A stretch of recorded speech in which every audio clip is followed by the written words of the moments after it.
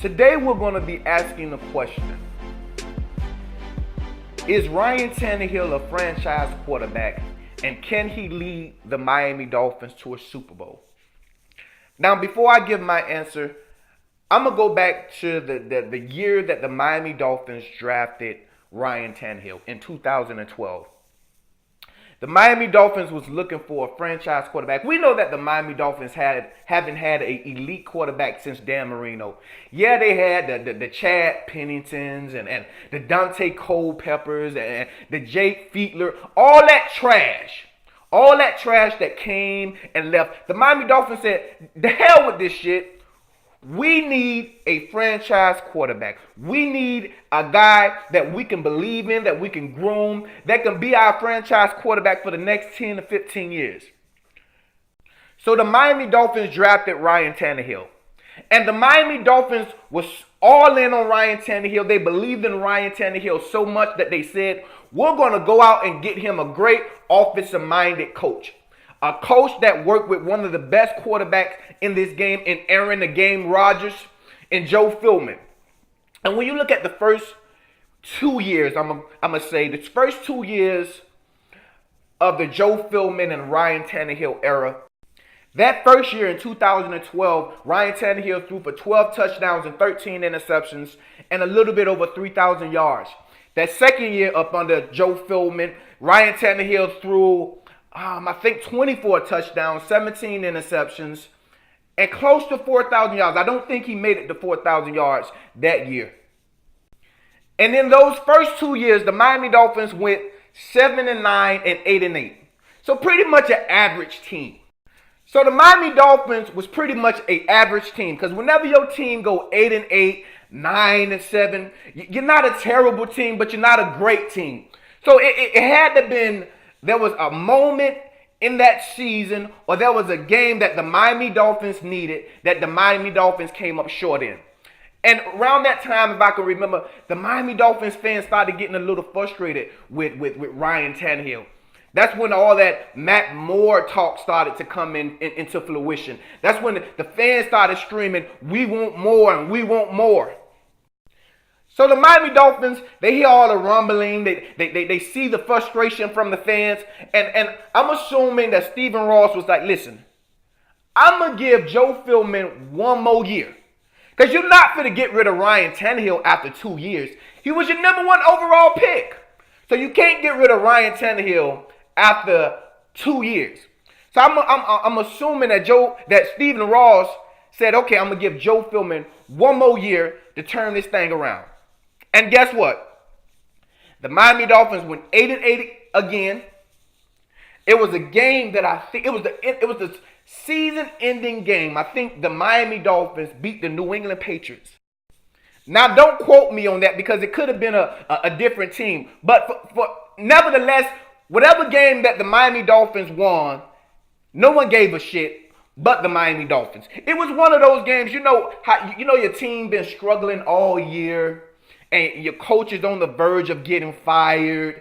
And a team noticed that the coach is on the hot seat. So they go out there the last game of the season. And they play hard for the coach. And the owner see that. And the owner say, okay, I'm going to give him one more year. So Stephen Ross gave Joe Philbin one more year. And then that next year, Joe Philbin got fired. Like everybody knew that he would. And then that's when the Miami Dolphins went out and they hired Adam Gase. And in that first year of Adam Gase and Ryan Tannehill working together, you just seen a big improvement in Ryan Tannehill.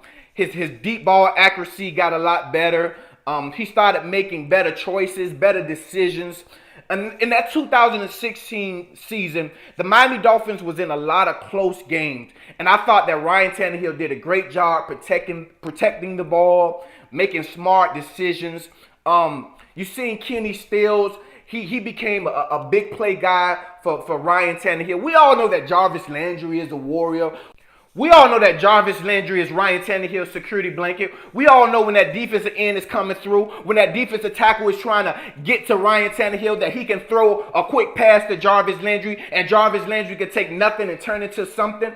We see Ryan Tannehill use his weapons a little better. In 2016, and then the Arizona Cardinal game happened. and Ryan Tannehill got injured. And when I seen Ryan Tannehill on the ground, one thing I can say about Ryan Tannehill, he is a tough SOB. How many times we seen Ryan Tannehill take big hits, big shots, and just get right back up? So I thought that Ryan Tannehill, eventually he was going to get back up. And he didn't. So when the Miami Dolphins fans got the word, now I can't speak for the rest of the Miami Dolphins fans. I can only speak for me. When I heard that Ryan Tannehill was going to miss the rest of the 2016 season, I was like, stop playing. Stop, y'all playing. He gonna come back. Because they kept teasing us and they said, well, Ryan Tannehill may be back, and if the Miami Dolphins go far in the playoffs, that he can come back. So in my mind, I was always assuming that Ryan Tannehill was gonna come back. But he never did. And we all know what Matt Moore did when Matt Moore stepped in. Matt Moore, he won up there in Buffalo, and he beat the New York Jets. And he led the Miami Dolphins to the playoffs, where eventually the Miami Dolphins got destroyed. The Pittsburgh Steelers, two of the Miami Dolphins, a new asshole, and the Miami Dolphins got embarrassed on the national stage. But nevertheless, Matt Moore stepped in, and he led the Miami Dolphins to the playoffs. So the Miami Dolphins fans was thinking in their mind, we just went 10-6. Matt Moore just led the Miami Dolphins to the playoffs. Maybe it's true what everybody say about Adam Gase. Maybe he is this quarterback guru. Maybe he is this quarterback whisperer. So we all was thinking in our mind, Ryan Tannehill's second year up under Adam Gase, Ryan Tannehill should take that next step. Ryan Tannehill should at least be in the discussion of a top 10 or a top 15 quarterback in the second year of Adam Gase. That was my thinking. That's what I was thinking. Like I said, I can't speak for the rest of the Miami Dolphins fans. I can only speak for myself. I thought that Ryan Tannehill was going to take that next step. Then in 2017, Ryan Tannehill get injured in practice. Before the goddamn season even starts, before Ryan Tannehill threw one preseason ball, he gets injured in practice. So now that leaves me in a predicament where I don't know where Ryan Tannehill is at right now. I don't know if Ryan Tannehill is going to resort back to being that player that we seen in 2012, 2013. Or is he going to take that next step? Is he going to be an even better player? The last time we saw Ryan Tannehill, we thought that he was taking that next step. Can we truly say with Ryan Tannehill coming back that the Miami Dolphins are all of a sudden a playoff team? I don't think so. Ask yourself that question. Now, let's just forget about the playoffs. Let's just start with our division. Now, we know that the New England Patriots, that's the best team in the AFC East. They own our asses and everybody else in that division. So we just going to stick with the New York Jets and the Buffalo Bills. Can we truly say with Ryan Tannehill coming back that we're better than the New York Jets? And I know some Miami Dolphins fans may say, yeah, with Ryan Tannehill coming back, we are better than the New York Jets. Now, I don't think so. Let's just look at last year. As bad as the New York Jets was, they still played hard for Todd Bowles.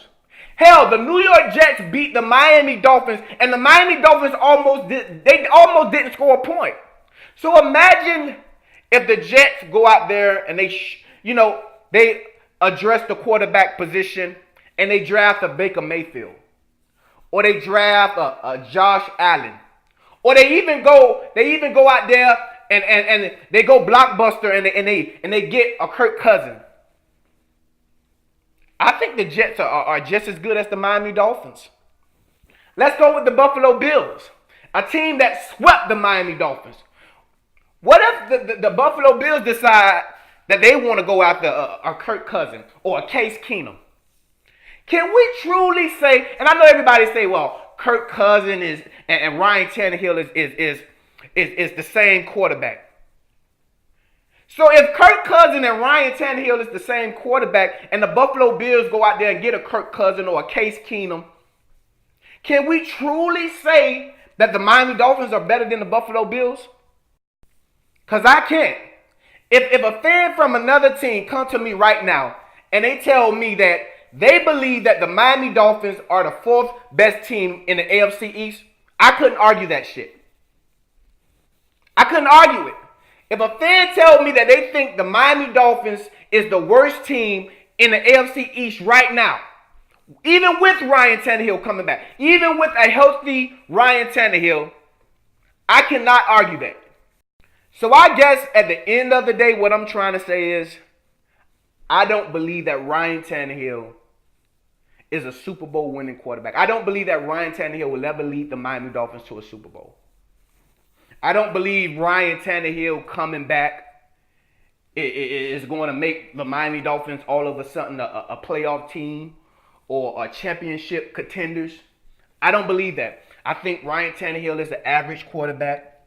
Now, I'm going to say this.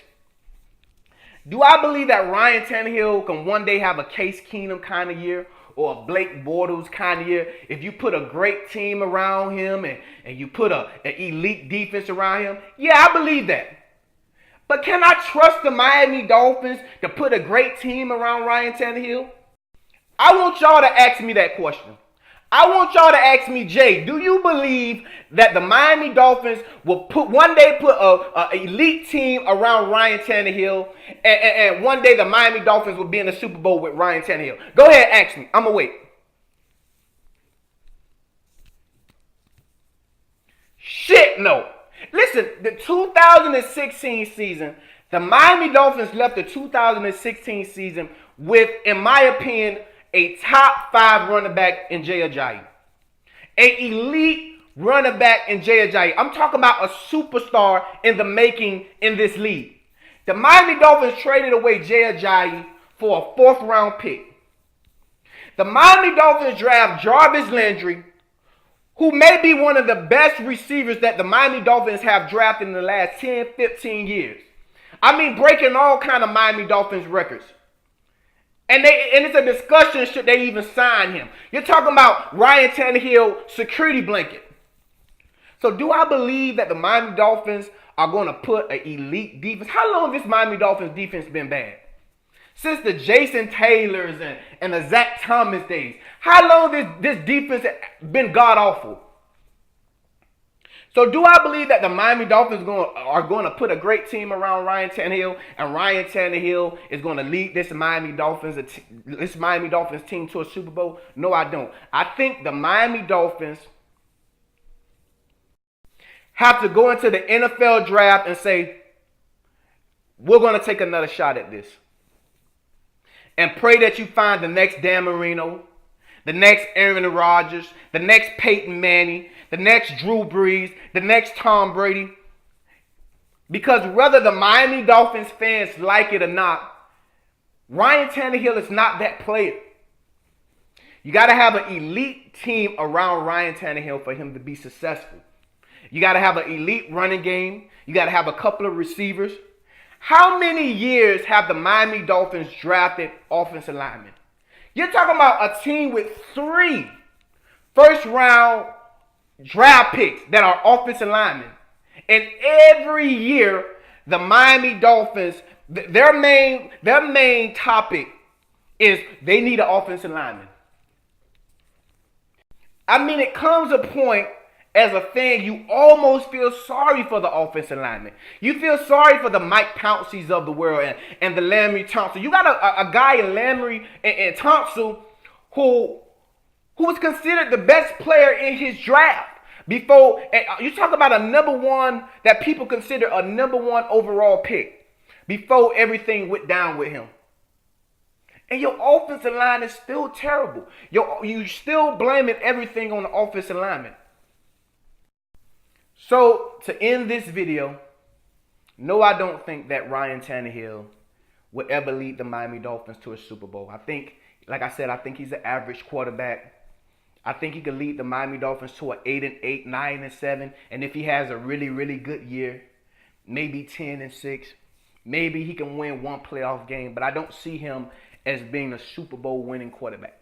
Unless the Miami Dolphins just put a great team around him. And I just don't trust this organization right now that they're going to make right decisions and make smart choices and put great players around Ryan Tannehill. And even if they do draft great players, do I really trust the Miami Dolphins to keep them around? The moment that the guys do something that they don't like, they're going to trade them.